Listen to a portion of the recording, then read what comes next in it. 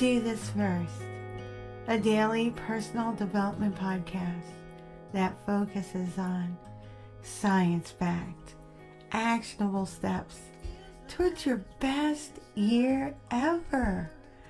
Hi, I'm Santa, your host. Today we're continuing with our series on one of my favorite poets of all time, Henry Wadsworth Longfellow. Today's featured poem is yet another rather brief but has very impactful stanzas, and it's as follows. When I compare what I have lost with what I have gained, what I have missed with what attained, little room do I find for pride. I am aware how many days have been idly spent, how like an arrow the good intent has fallen short or been turned aside. But who shall dare to measure loss and gain in this wise? Defeat may be victory in disguise. The lowest ebb is the turn of the tide.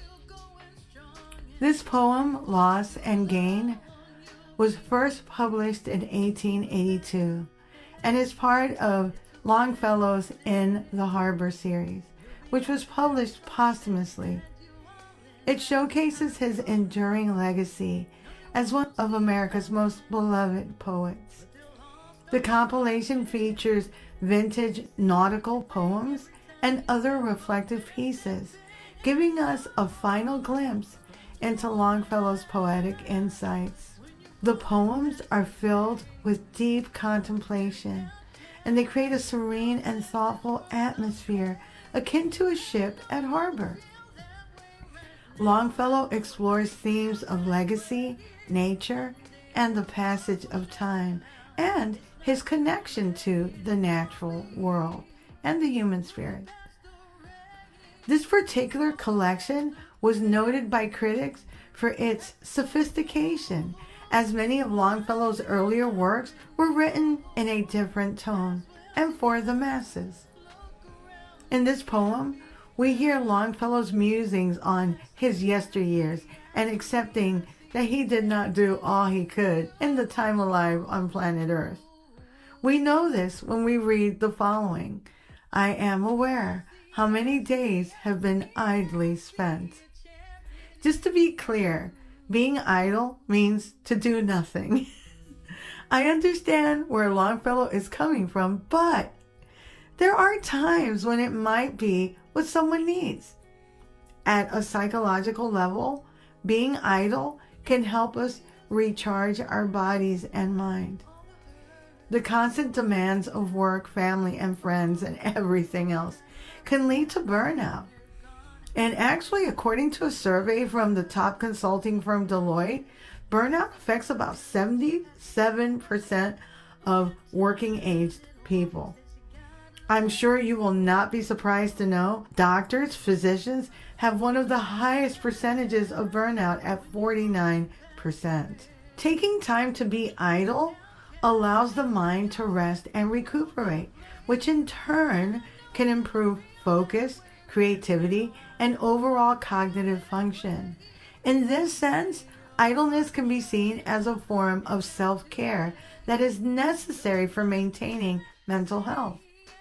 But then, Longfellow goes on to say, but who shall dare to measure loss and gain in this wise? Defeat may be a victory in disguise. There is science to support Longfellow's claim that defeat can lead to victory. In personal and professional development, we say that the road to success is paved by the lessons learned along the way. If you don't make mistakes, there are no lessons to be learned. It's wiser to embrace the learning opportunities that come your way because they only make you stronger. It might not feel that way at the time. You might even see it as a setback, but that is a flaw in how you're processing the information. Like Longfellow said, defeat is just a victory in disguise. I'll go further and say It's a future victory waiting to be claimed by you. Here's the science behind what Longfellow stated. A recent study at the University of Leiden in the Netherlands highlighted startling results. Their scientists had made research errors in a project and found that admitting the missteps created more trust among their peers due to their transparency. Yes, we are humans and we can make mistakes. How about that?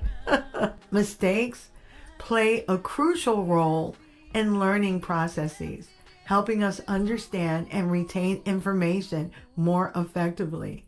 Research indicates that error correction can enhance memory and problem-solving skills. That's a study by Holzer Metcalf, 2012. Embracing mistakes contributes to building a growth mindset, which is associated with increased resilience and a willingness to take on challenges. You can find that research at Dweck, Mindset, The New Psychology of Success. That's really a good book. Everything in it doesn't apply to everyone, but I definitely do suggest reading it and just take the parts that you can apply to your own situation. Maybe you would be a very different person if you had other experiences in your life early on and didn't make as many mistakes. That's not necessarily a good thing, and you'll never know for sure. Could have, should have, didn't is not the best use of our time and brain power. Being the best version of ourselves that we can be now is a great path forward. As a leader, transparency is linked to higher levels of trust, employee team satisfaction, and overall performance. Openly discussing mistakes creates a culture of continuous improvement and innovation. You can find that information in The Benefits of Transparency by Denning, 2011. Allowing room for mistakes encourages experimentation, which is vital for creativity and innovation. How will you know if it will work unless you try it? Sometimes trying things out in a controlled environment is best at first or on a smaller scale. Organizations and teams that embrace a culture of learning from failure tend to be more cutting edge and innovative, which keeps you at the top of your game. 3 great ways of implementing Longfellow's perspective on defeat is by closely analyzing any mistakes and distilling the benefits. Ask yourself, what is this teaching me? What did I miss? How does this make me smarter, wiser? And how can I turn this around to my advantage or to the advantage of others? If you went through the pain, then get some gain out of it. Number 2, accept that errors can happen even if you are meticulous and a perfectionist. Oftentimes, it's other people that drop the ball or oversell themselves, and we are left with the wreckage. Accept that life happens because we're humans. Number 3, learn to detach yourself from the outcome. This can be so hard for so many people. Do what you can with what you have while you can.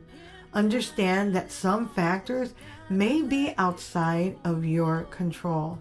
I know it sounds like a contradiction to set a goal and then detach yourself from the outcome, but in actuality, it is the healthiest thing to do. You can work smart and know that things may not turn out exactly like you're hoping, but they may actually turn out even better and in an unexpected way. Don't stop planning and working towards your goals, but stay flexible and agile.